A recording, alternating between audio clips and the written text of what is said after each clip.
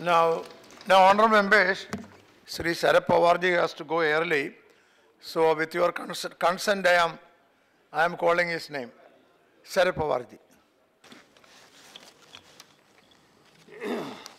सभापति महोदय, आज देश के सामने ये सूखे का एक बहुत बड़ा संकट आया है। मेरे सार्वजनिक जीवन में कई साल मैंने सूखे की परिस्थिति संभालने के लिए कुछ न कुछ कोशिश की थी। भले कभी जब मैं राज्य में जिम्मेदारी संभालता था तब भी ऐसी स्थिति मेरे सामने पैदा हुई थी। पिछले 10 साल भारत सरकार में जब काम किया तब भी ऐसी परिस्थिति आई थी। मगर आज की जो स्थिति पैदा हुई है, ये स्थिति देखने के बाद और ख़ास तौर पर देश का इलेक्ट्रॉनिक मीडिया, प्रिंट मीडिया जिस तरह से ये स्थिति के बारे में लोगों के सामने बताने की कोशिश करता है, मुझे लगता है कि ये वास्तव से बहुत दूर है। कोई भी टेलीविज़न का चैनल आप देखिए तो महाराष्ट्र की सूखे की परिस्थिति सामने आती है। लातूर नाम का एक डिस्ट्रिक्ट है, इसके रिपोर्ट कई जगह पर बार बार आते हैं। ये बात सच है कि वहाँ की स्थिति गंभीर है,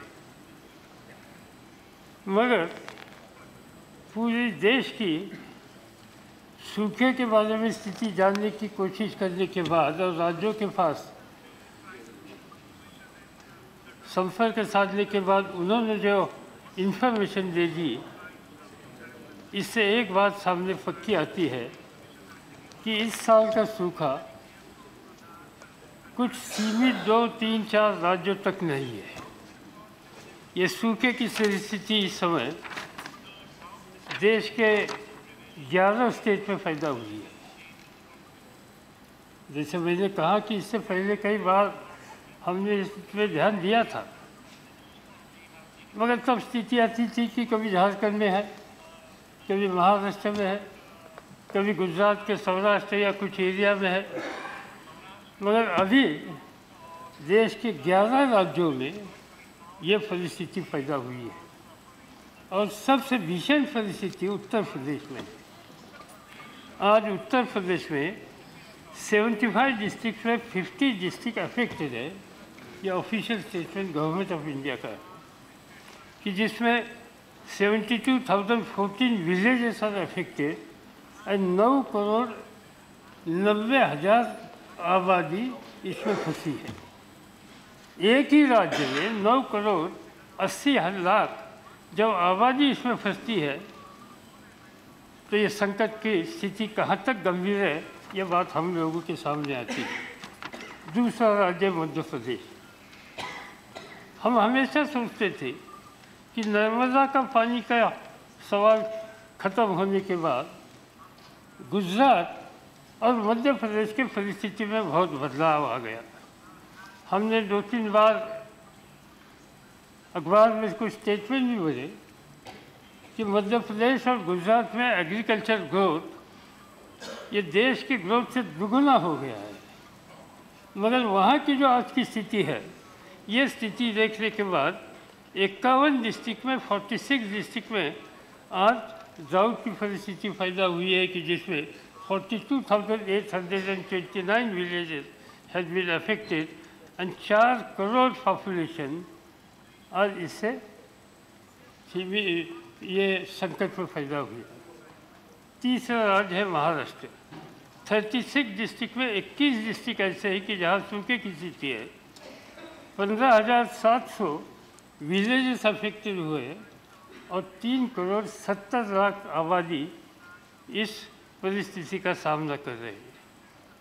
इसके बाद कर्नाटक है कि जहाँ भी 3,11,00,000 लोग इस परिस्थिति का सामना कर रहे। 30 डिस्ट्रिक्ट में 27 डिस्ट्रिक्ट कर्नाटक के अफेक्टेड है। आंध्र के 13 डिस्ट्रिक्ट में 10 डिस्ट्रिक्ट अफेक्टेड है। जहां 2,35,00,000 आबादी इस संकट का सामना कर रही है। और इसके बाद हमें देखना मिलता है छत्तीसगढ़ 27 डिस्ट्रिक्ट से 25 डिस्ट्रिक्ट में वहाँ सूखे की परिस्थिति है। 16,900 गाँव में ये समस्या है और 2 करोड़ आबादी 1,99,44,000 इस परिस्थिति का सामना कर रही है। वैसे ही झारखंड की स्थिति है 24 में 22 डिस्ट्रिक्ट 3,17,00,000 आबादी आज इसमें फंसी है। वही स्थिति तेलंगाना की कि जहाँ 10 डिस्ट्रिक्ट में 7 डिस्ट्रिक्ट में सूखे की परिस्थिति है और 1,80,00,000 आबादी इसमें फंसी है। वैसे ही परिस्थिति राजस्थान में है और तैसी छोटी कम लेवल पर मगर गुजरात में भी है। तो 11 राज्यों में आज ये सूखे की परिस्थिति पैदा हुई है और इसलिए मुझे लगता है कि हम लोगों को चाहे भारत सरकार हो, चाहे राज्य सरकार हो, चाहे अलग अलग राजनीतिक दल हो, ये समस्या देश के सामने बहुत बड़ी संकट की समस्या पैदा हुई है और हम सब लोगों को राजनीति छोड़कर राजनीति के ऊपर इस परिस्थिति का सामना करके जो हमारे कई साथी आज इस संकट से तरस रहे उनको किस तरह से मदद कर सकते हैं, ये हम लोगों ने सोचने की ज़रूरत है।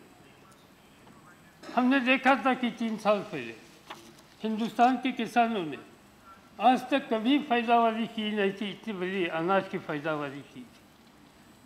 और आज एक स्थिति अच्छी है कि अनाज की कम नहीं देश में, क्योंकि इससे पहले जिस तरह से कदम उठाए गए इसके नतीजे आज हम देख रहे हैं, हमारे भंडार आज भी भरे हैं। मगर मुझे याद है कि 1972 में एक बड़ा सूखा पैदा हुआ था और तब अनाज की परिस्थिति गंभीर थी और मैं तब राज्य में काम करता था। मुझे याद है कि हमारा सब ध्यान कनाडा से, अमेरिका से, विदेश से जो अनाज आता था और बम्बई के पोर्ट में जो जहाज लगता था वहाँ से जल्दी कैसे हम बाहर निकल सकते हैं और गांव में कैसे भेज सकते हैं, इस पर हम लोगों का ज़्यादा ध्यान था। तब अनाज की पैदावारी कम थी, पानी की पैदावारी कम नहीं थी। मगर इस साल पहले बार हम ये देख रहे हैं कि ये सभी राज्यों में पीने की पानी की समस्या बहुत गंभीर हो गई। कई सदस्यों ने देखा होगा, टेलीविज़न पर भी देखा होगा, कहीं से भी एक टैंकर आ गया तो ये टैंकर को घेराव करते हैं। मैंने देखा कि मेरे राज्य में महाराष्ट्र सरकार ने जहाँ टैंकर आते हैं पानी भरने की जगह है वहाँ 144 कदम लागू किया है, क्योंकि वहाँ एक तरह का संघर्ष पानी के माध्यम से हो रहा है और इसलिए हमें कुछ न कुछ पूरा ध्यान पानी की समस्या पर देना पड़ेगा। आज जैसे मैंने कहा कि कितने राज्यों में परिस्थिति खराब हुई है, पानी की परिस्थिति कैसे हो गई। आज हम लोगों को इसमें long term and short term measures लेने की आवश्यकता है। इमीडिएट मेजर जो करने हैं, एक तो पीने की पानी की समस्या करें। आज टैंकर के बिना पानी दे नहीं सकते। अकेले मेरे स्टेट में 4,000 से ज़्यादा टैंकर आ जाते हैं। एक टैंकर हर दिन 3-3, 4-4 ट्रिप करते हैं और वहाँ पानी देने के लिए कुछ न कुछ प्रबंध करते हैं। कई डिस्ट्रिक्ट जगह ऐसी प्लेसेस ऐसी है। मनमाड़ नाम का एक डिस्ट्रिक्ट प्लेस है नासिक डिस्ट्रिक्ट में, रेलवे का बड़ा जंक्शन है, 1.5 लाख से ज़्यादा आबादी है। वहाँ पानी मिलता है 30 दिन में एक बार, 1 in 30 days। कई दूसरे डिस्ट्रिक्ट है जो लातूर जैसे डिस्ट्रिक्ट है, तो लातूर जैसे डिस्ट्रिक्ट में मैं भारत के रेलवे मंत्री को धन्यवाद देना चाहता हूँ कि उन्होंने रेलगाड़ी का प्रबंध कर दिया और कृष्णा रिवर से पानी देने के लिए वहाँ कुछ न कुछ कोशिश की। मगर वहाँ की जो हर दिन की ज़रूरत है, ये ज़रूरत देखने के बाद वहाँ जो वाटर सप्लाई सफर होता है वो 20% के आसपास होता है, वो कोई पूरा होता नहीं। और इसलिए वहाँ के जो नागरिक है उन लोगों को एक बार पानी मिलने के बाद नेक्स्ट टाइम उनको कम से कम 20 दिन की राह देखनी पड़ती है। कई ऐसे शहर हैं कि जहाँ 5 दिन, 10 दिन, 15 दिन, 20 दिन, 30 दिन तक रुकना पड़ता है। आज उन सब लोगों का पूरा ध्यान, मैं पानी कैसे लाऊंगा, कैसे संभालूंगा और अगला दिन ठीक तरह से पानी संभाल कर कैसे मैं कराऊंगा, इस पर लोगों को ध्यान दें। और ये करने के लिए हम ड्रिंकिंग वाटर के बारे में क्या क्या कर सकते हैं, ये देखने की बहुत आवश्यकता है। कई जगह पर पानी हम ज़मीन से ज़्यादा निकलते हैं। आज सबसे ज़्यादा बड़ा प्रोग्राम हमें लेने की आवश्यकता है वाटर कंजर्वेशन। जितना जो कुछ बारिश आता है, इसका हर बूंद हम कैसे रोक सकते हैं, छोटे छोटे तालाब बना के और सबसे वाटर लेवल बढ़ाकर वहाँ की पीने की प्रबंधन समस्या कैसे हम दूर कर सकते हैं, इस पर ध्यान देने की आवश्यकता है। आज इस देश में इरिगेशन के प्रोजेक्ट बहुत किए हैं। आज इरिगेशन के प्रोजेक्ट में दो किस्म की परिस्थिति सामने आती है। कई राज्य ऐसे हैं कि वहाँ इरिगेशन के प्रोजेक्ट पूरे हुए मगर बारिश नहीं, इसलिए उस डैम में पानी नहीं। और कई राज्य ऐसे हैं कि पिछले 25 सालों से इरिगेशन के प्रोजेक्ट का काम चालू है, अभी तक पूरा हो नहीं रहा। और जो अधूरे इरिगेशन के प्रोजेक्ट है, इनकी अवधि, ये जो national register of large dams, ये जो देखा तो ये नेशनल रजिस्टर में there are 312 projects which are incomplete for last 25 years.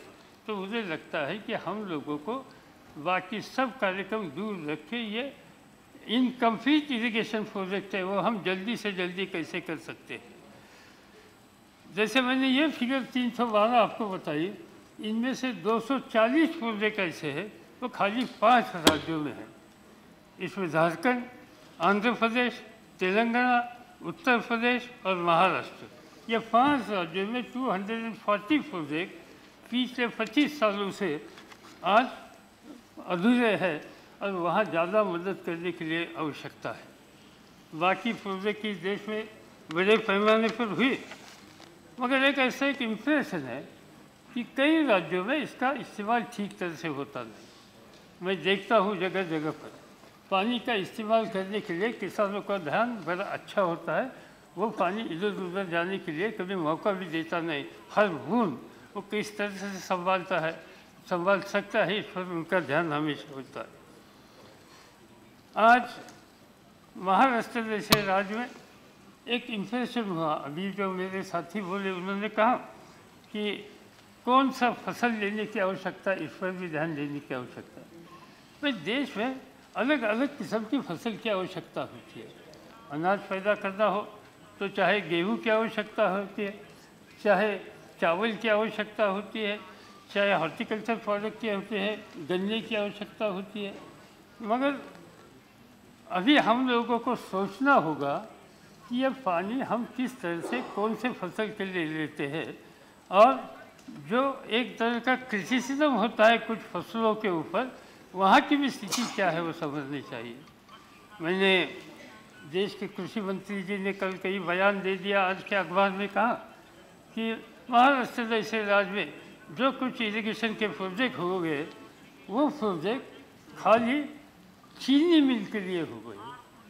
भाई इरिगेशन के प्रोजेक्ट चीनी मिल को पानी देते नहीं। इरिगेशन के प्रोजेक्ट का इस्तेमाल अलग अलग, एक तो ड्रिंकिंग वाटर के करते हैं या अलग अलग फसल के लिए करते हैं। इसमें गन्ने का फसल ये बात सच है, मगर मुझे मालूम नहीं कि देश के एग्रीकल्चर मिनिस्टर ने ये तय किया है कि इस देश में इसके बाद गन्ने का फसल लेना नहीं। गन्ने का फसल हम लेते हैं, एक इम्प्रेशन है कि इससे सबसे ज़्यादा पानी लगता है, और महाराष्ट्र जैसे क्षेत्र में इससे पानी ज़्यादा लगता है, ये सच्चाई नहीं है। इस देश में कोयम्बटूर में एग्रीकल्चर रिसर्च इंस्टीट्यूट है कि जिसका डिवोशन पूरा सिर्फ शुगर केन के लिए, उन्होंने जो इन्फॉर्मेशन दे दी, ये इन्फॉर्मेशन, उनका सर्वे, उनका रिसर्च ये बताता है कि टॉपिकल एंड सब टॉपिकल एरिया में जहाँ गन्ना लेते हैं तो साउथ के सभी क्षेत्रों में गन्ने के लिए कम से कम पानी इस्तेमाल लेके हर 1 किलो चीनी बनाने के लिए या 1 किलो गन्ना बनाने के लिए कितना पानी लगता है, वो पानी कम लगता है। और इसलिए गन्ने के लिए पानी का इस्तेमाल कर दिया, ये कोई बहुत गलत काम किया ऐसे मुझे लगता नहीं है। मुझे मालूम नहीं, शायद सरकार की नीति कुछ बदली होगी, तो मुझे मालूम नहीं। एक इम्प्रेशन है एग्रीकल्चर मिनिस्टर साहब का कि शायद इससे बड़ा नुकसान हो रहा है। मुझे मालूम नहीं कि कल ही उन्होंने लोकसभा के एक सदस्य को फ़ोन किया या मैसेज भेजा कितने बजे? मुझे बड़ी खुशी है कि रात देर तक वो काम करते हैं। महिला सदस्य को 11 बजे मैसेज दे दिया। बहुत अच्छी बात है। महिला के बारे में आप इतना सम्मान करते हैं, इनके बारे में इतना ध्यान देते हैं, 11 बजे उनको संदेशा देते हैं। उनको आपने संदेशा दिया, it is quite natural that you will not agree with me. इसके साथ अब उन्होंने ये भी कहा कि dams were constructed in the Maharashtra to serve in the interest of sugar industry, not for farmer. Sugar industry को गन्ना लगाता है, मुझे मालूम नहीं वो कोई टाटा बिरला का गन्ना होता है, ऐसा मुझे लगता नहीं, वो किसानी बनाते हैं। और अगर फिर उन्होंने ये भी कहा, महोदय एक मिनट 10:40 में आदि कोई मैसेज देता है और 11 बजे मैं मैसेज देता हूँ, वो मैसेज क्या है? अब ज़्यादा समय नहीं लेंगे, सिर्फ ये जानकारी के लिए कि 10:40 में कोई मैसेज देता है तो 11:40 में मैं मैसेज देता हूँ। अब माननीय सदस्य महिला ही या पुरुष, सवाल इसका नहीं है। सवाल है कि 10:40 में यदि मैसेज आता है और 11 बजे हम मैसेज देते हैं। बस मैं सिर्फ इतना ही कहूँगा और बाकी जब मुझे बोलने का अवसर मिलेगा तो बताऊँगा। और फिर बाद में मैसेज ये देते हैं कि मैं महाराष्ट्र में ड्राउट के बारे में डिस्कशन होना चाहिए, ऐसा सिफारिश करता हूँ। ज़रूर करिए, बड़ा ध्यान दे रहे आप इस राज्य के बारे में, मुझे खुशी है। इस पर जब डिस्कशन करेंगे तो पूरा देश का नक्शा आपके सामने रखने का और हम लोगों को मौका मिले। मगर मुझे ये लगता है कि जब हम इस सदन में बैठते हैं तो इस सदन में कोई हम सूबे का है, कोई विलेज का है, कोई ताल्लुक का है, कोई गांव का है, कोई जिले का है, हम पूरे देश के लिए यहाँ बैठे हैं। ये समझदारी से ये सभी इशू के बारे में आज देखने की आवश्यकता है और मुझे मालूम नहीं ये कहाँ तक देखा गया। अच्छा, दूसरी बात है कि आज ये इसका सामना करने के लिए हर राज्य की एक अपेक्षा है कि इसमें भारत सरकार ने मदद करनी चाहिए। हम NDRF की तरफ से फाइनेंशियल असिस्टेंस देते हैं, राज्य सरकार भी इसमें कुछ ना कुछ ध्यान देती है।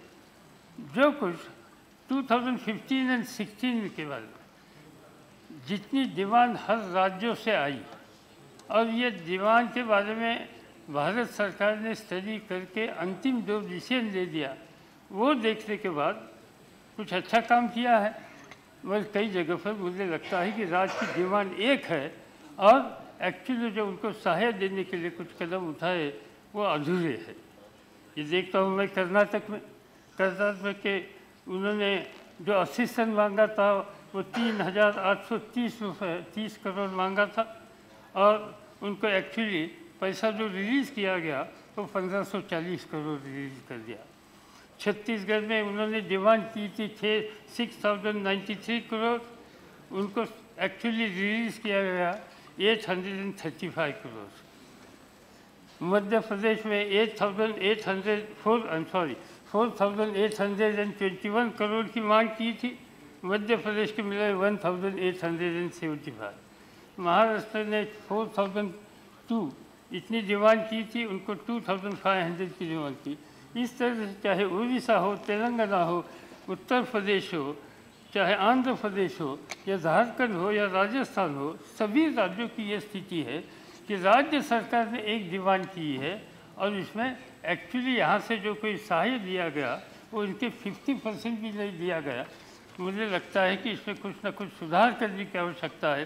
पैसे आप दीजिए, उनको एक तरह से डायरेक्शन दीजिए कि ये पैसे का इस्तेमाल ज़्यादा से ज़्यादा वाटर कंजर्वेशन के प्रोग्राम के लिए करना चाहिए, आज पशुधन बचाने के लिए करना चाहिए, कैटल कैंप करने के लिए देना चाहिए और लोगों को हम रोजी कितनी ज़्यादा दे सकते हैं इस पर देना चाहिए, और इसलिए इसकी एक लॉन्ग टर्म पॉलिसी तैयार करके मुझे लगता है कि ये सूखे का सामना करना हम सब लोगों का फर्ज है। मैं इतना ही कहना चाहता हूँ, और मुझे विश्वास है कि इस सदन के सभी सदस्य इसमें एक लॉन्ग टर्म पॉलिसी तय करने के लिए और अमल करने के लिए कोई प्रस्ताव आएगा तो भारत सरकार को पूरी तरह से सहयोग देगा। यहाँ राजनीति लाने की स्थिति नहीं, ये संकट की स्थिति है, देश भर ये संकट है, और इसलिए हम सब लोगों ने मिलकर इसका सामना करने की आवश्यकता, यही कर मैं आपसे इजाज़त लेता हूँ। Thank you, Sharad Pawar ji, for your valuable suggestions.